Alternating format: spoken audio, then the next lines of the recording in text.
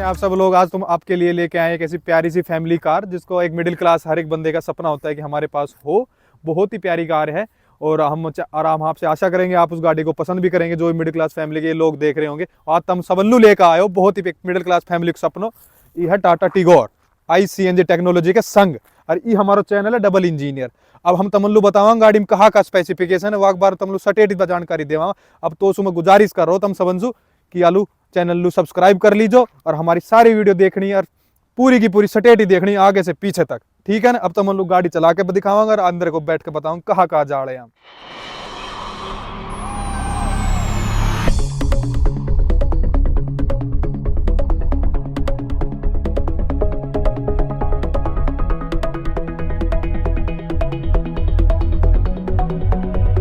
इसके बारे में सबसे पहले जो गाड़ी की शान और जान होती है ना, इंजन, हाँ जी, उसके बारे में बता दो। इंजन हम इसका बताएंगे ICNG इंजन है, टाटा की टेक्नोलॉजी है। तो इसमें बस एक ही चीज है, इसमें ये आपको एक इंजन मिल जाता है 1200 सीसी का, बट इसमें 3 सिलेंडर है। जो मारुति की गाड़ी है उसमें 4 सिलेंडर मिलता है, तो कहीं ना कहीं BHP पे थोड़ा फर्क पड़ता है। अच्छा, हाँ जी, टॉर्क में भी फिर सीधा सीधा टॉर्क में बिल्कुल ही हल्का सा नॉर्मली फर्क पड़ेगा 1-2 BHP का, बिकॉज जो सिलेंडर है वही पावर जनरेट होती है गाड़ी की। ये CNG के अंदर और 3 सिलेंडर इंजन है। 3 सिलेंडर इंजन है बिल्कुल, और है 1200 सीसी है इनकी, वही 1200 सीसी। अच्छा। 1200 सीसी टाटा का। और लोहा तो क्या ही बताए, टाटा का लोहा तो आपको पता ही है सबसे जबरदस्त है। तो सेफ्टी की तो आप बिल्कुल चिंता ही ना करें, ठीक है। लेकिन कहने का मतलब ये नहीं है कि आप उसको रफ्तार से भगाएं, बट सेफ्टी से चलाएं फिर भी अपनी तरफ से। ये तो है कि भाई जो डिजायर में जो लोहा है और इसका जो लोहा है काफी अलग मिलेगा, अलग है। इसकी जो एवरेज है जो 25 से 26 किलोमीटर पर किलो ये खाती है, जो वो केजी के हिसाब से। डिजायर है वो थोड़ा 30 दे देती है, बट उसका वही रीजन है कि उसमें वजन नहीं है। इसके कंपैरिजन में देखें तो उसमें वजन नहीं है, तो कहीं ना कहीं उसमें अगर उसके 4 सिलेंडर है तो उसमें तो एवरेज कम होगी ना। हाँ जी, नहीं, बट वो सर वो उन्होंने क्या किया है कि उसको वजन कम करके ना, तो कहीं ना कहीं बराबर पावर। बात करेंगे इस गाड़ी के बारे में, जो जैसा कि आपने कहा कि भाई जो पावर है वो लगभग सी बराबर सी है, तो कोई ना इश्यू नहीं होगा। बॉडी लैंग्वेज में हमने बता दिया कि भाई लोहा इसका ज्यादा मजबूत है, टाटा है मजबूत ही मिलेगा, बाटा के लोहा टाटा का। अच्छा, अगर बात करें डिजाइन वाइज, आपको जेन्युइन बताना है कि डिजाइन इसका टिगोर का अच्छा लगता है या फिर जो अपनी डिजायर है उसका, जो अभी फेसलिफ्ट मॉडल आया डिजायर का, क्योंकि अभी जो आ रहा है फिलहाल करंट में जो है उन्हीं की बात करेंगे हम। बट मैं आपको रियली में सच्चाई तो ये बताता हूँ, जैसे कि टाटा ने ज्यादा सेडान कभी लॉन्च नहीं करी, SUV पे ही इनका ज्यादातर फोकस रहा है।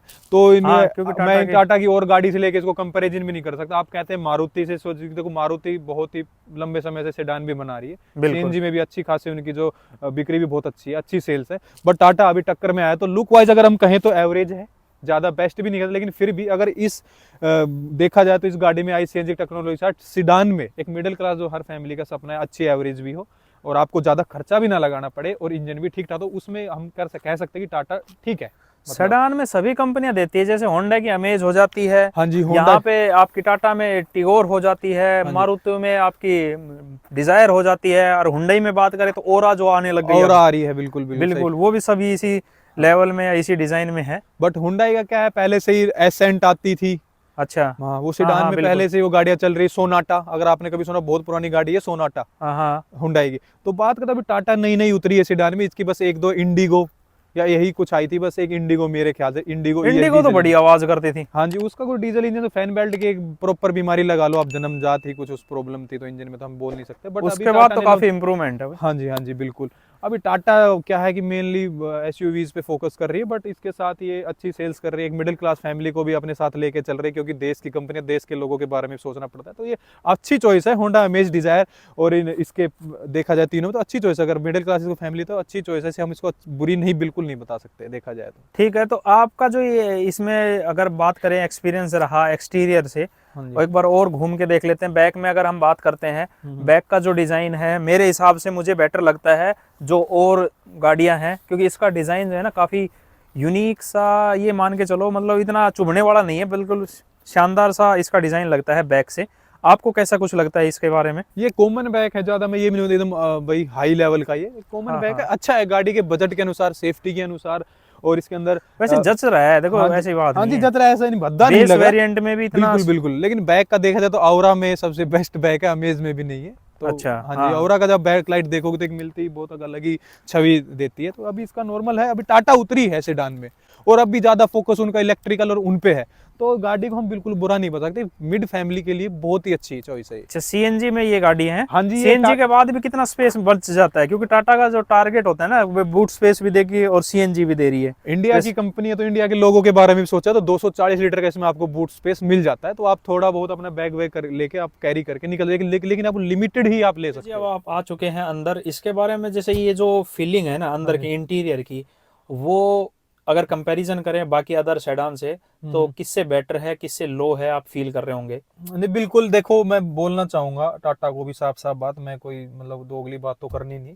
जो इसका अंदर का जो व्यू, इंटीरियर व्यू है वो अच्छा है, बट कहीं ना कहीं स्विफ्ट जो डिजायर है उससे थोड़ा सा कम अच्छा है।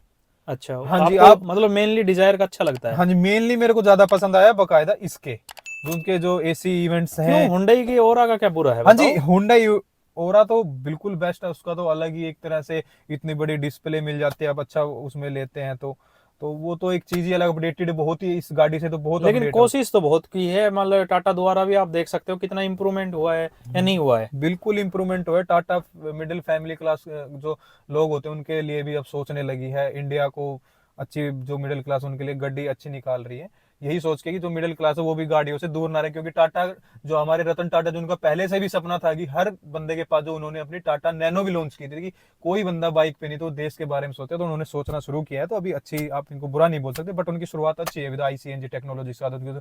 अपनी जो सिडान इन्होंने अभी लॉन्च करी है, बट जो स्विफ्ट डिजायर है वो उनसे पहले ही सिडान पे पहले ही चल रही है, आज से 10 से 12 साल पहले जो उन्होंने स्विफ्ट डिजायर उन्होंने लॉन्च की थी। बट कहीं तो टाटा भी अच्छी है। करेंगे इसकी ड्राइविंग को, अगर आप एक बार चला के देखते हैं, क्योंकि आपने काफी डिजायर को शायद चलाया है। हाँ जी, मेरे ठीक है, पास काफी एक्सपीरियंस रहा है ड्राइविंग का। अभी बात करते हैं, अभी आप इसको चला के देखिए। इसका म्यूजिक कर दीजिए बंद, और एक बार आप ये बताइए, जो इसका स्टीयरिंग कंट्रोल है, लाइट है या जो भी है, आपको जैसा महसूस होता है ना वैसा ही अपने ऑडियंस को आपने बताना है। एक बार थोड़ा जितना भी आपको चलाना है चला सकते हैं। तो अगर स्टीयरिंग की मैंने जैसे अभी चलाया, तो जब मैंने वैगनार CNG चलाई उससे अच्छा स्टीयरिंग है, स्विफ्ट डिजायर के बराबर है स्टीयरिंग की जो स्मूथनेस है वो ठीक है। बट इसकी सबसे अच्छी बात है स्विफ्ट डिजायर के थोड़े से जो गेयर है, जो ये है मैनुअल जो गेयर लगाने का, वो थोड़ा सा इससे हैवी है, मैंने महसूस किया अभी। बट टाइट पड़ता है गियर सिस्टम। हाँ जी, इससे थोड़ा टाइट पड़ता है, बट इसका बहुत ही स्मूथ है, बहुत। मुझे तो इसकी क्लिच जो पेडल है ना वो काफी स्मूथ लगा, मतलब ऐसा लगा कि पैर रखने की जरूरत नहीं है, आप नॉर्मल। हाँ जी, मतलब बिल्कुल ही फ्री है, बहुत ही लाइक जैसे ऐसा फील हो रहा है कि मक्खन टाइप, आप किसी चीज को स्पंज दबा रहे हो। तो पावर भी अच्छी है तो, लेकिन स्विफ्ट डिजायर भी टक्कर में है, बट ऐसा बोल नहीं सकते। वो देखा जाए तो वो भी एक मशहूर है, वो इस रेंज में गाड़ी को उसको कोई मात नहीं सही सकता, क्योंकि इंडिया के जो है जान के बारे में कम सोचते हैं, तो ज्यादातर गाड़ी वही प्रीफरेंस करते हैं। अगर देखा जाए तो स्टीयरिंग स्मूथ है वैगनार और, लेकिन स्विफ्ट डिजायर का सेम है, बट गियर को लेके अगर बात, ये स्मूथनेस इसमें गियर में ज्यादा है। अगर पावर की बात करें तो पावर मेरे को बराबर लगी, ज्यादा कमी महसूस नहीं हो रही, बट कहीं ना कहीं 4 सिलेंडर और 3 सिलेंडर का तो आपको असर जरूर देखने को मिलेगा, क्योंकि 4 सिलेंडर का जो टॉर्क होता है वो अलग ही चीज है। यार एक बात तो है योगेश। हाँ जी भाई, इसके ना कैबिन के अंदर आवाज तो है, देख। हाँ जी बिल्कुल, देखो टाटा में यही कमी है भाई, आप पेट्रोल गाड़ी भी ले लोगे ना तो 2 से 3-4 साल बाद आपको इन जो इंजन की जो साउंड हो अंदर सुनाई देगी, लाइक जैसे डीजल। ये तो देखो कमी है, चाहे आप एल्ट्रोज ले लो या नेक्सॉन ले लो, आप पेट्रोल में लोगे स्टार्ट होगी अंदर तक सुनाई देता है। ये तो देखो अभी ये महसूस होता है कि भाई हम डीजल की गाड़ी में बैठे हैं। हाँ, बिकॉज गाड़ी ने भाई SUVs बनाई है, ये तो कुछ भी नहीं है। मतलब उन्होंने एक रतन टाटा जी ने सोचा है कि इंडिया के मिडिल क्लास के लिए देखा जाए तो SUV कंपनी के लिए, गाड़ियों के लिए ज्यादा मशहूर है। क्योंकि मुझे ना, मैंने डिजायर चलाई थी, उस डिजायर में मतलब एक्सपीरियंस रहा और तब देखा, थोड़ा सा महसूस किया। अब पावर में आप सही कह रहे हो, कहीं सिर्फ ना मैं पंजा दबा रहा हूँ, स्विफ्ट से डिजायर से हल्की सी महसूस मेरे को कम महसूस हो रही है। अच्छा, हाँ जी, जैसे कि हम गाड़ी तो चेंज करते रहते चला, तो मतलब हर चीज से कंपैरिजन कर सकते हैं। इसकी सीटिंग कंफर्ट के बारे में हाँ जी, तो कैसा लगता है आप अदर कंपैरिजन में, अगर आप बात करें जैसे डिजायर वगैरह से? अगर देखा जाए तो संदीप जी, एक तो मेरी हाइट 5'11" है जी, तो गाड़ी में बैठने में तो आपको कोई दिक्कत हो नहीं रही, मेरे को अच्छी लग रही है। बट सीटिंग कंफर्ट में लेके चले तो भाई मैं तो यही बोलूंगा, स्विफ्ट में थोड़ा ज्यादा इसकी थोड़ी सी टाइट सी तो मेरे को ज्यादा फील नहीं हो रहा कंफर्ट। अच्छा। उसमें थोड़ा सा फील होता है कि कहीं ना कहीं आप सीडान में बैठे, पर मेरे को इसमें भी अब ऐसा लग रहा है जैसे आप मिड SUV में बैठे, मेरे को बोनट दिखाई दे रहा है। मतलब ऐसा मान सकते हैं कि टाटा की गाड़ी रफ एंड टफ है ना? रफ एंड टफ है, मिडिल क्लास के लिए बहुत अच्छी है, बस यही कहना चाहूंगा मैं। ज्यादा लग्जरी फील शायद कम है, नहीं है, कम क्या मेरे को मतलब इस सीडान लगती नहीं, क्योंकि इसको मेरे को बोनट दिख रहा है तो मेरे को सीडान की उसमें बट हाँ उन्होंने कोशिश करी है तो अच्छी बात कह सकते हैं। तो ठीक है, मिड क्लास के लिए बहुत अच्छी है। मेनली तो ये चीज़ है कि मिड क्लास इसको अगर लेना चाहे तो आराम से लेती है, बजट अंडर 7,80,000 में। बिकॉज कहीं ना कहीं जो आप डिजायर लो तो आपको 8.5 लाख से ऊपर की ही पड़ेगी, बिल्कुल बिल्कुल। सीएनजी वेरिएंट में भी। तो कहीं ना कहीं देखो, या तो कीमत से आप कॉम्प्रोमाइज कर लो या फिर पावर से, थोड़ा बहुत तो हर चीज में कॉम्प्रोमाइज करना पड़ता ही है। जैसे लोग कहते हैं कुछ पाने के लिए कुछ खोना पड़ता है, तो वो वाली बात है, बट ठीक है। तो संदीप जी, जैसे मैंने आपको घुमाया 5 किलोमीटर मिनिमम, आपको बैक कंफर्ट आपको सीट पे कैसा लगा, आप ये और बता दीजिए हमारी ऑडियंस। देखो ऐसा है कि अगर बात करें कंपैरिजन की, तो बैक जो कंफर्ट है ना, वो सिर्फ मुझे ना जो स्पोर्ट है पीछे की वो अच्छी लगी। थाई स्पोर्ट कम है, मतलब इतना आप खुल के आप नहीं बैठ सकते। थोड़ा सा मुझे लगा कि हाँ कहीं ना कहीं कमी तो है। लेकिन अगर एक सेडान की बात करें कि भाई जो लग्जरी फील वरना का है वो तो हम महसूस नहीं कर सकते, क्योंकि आप बेस वेरिएंट में बैठे हैं।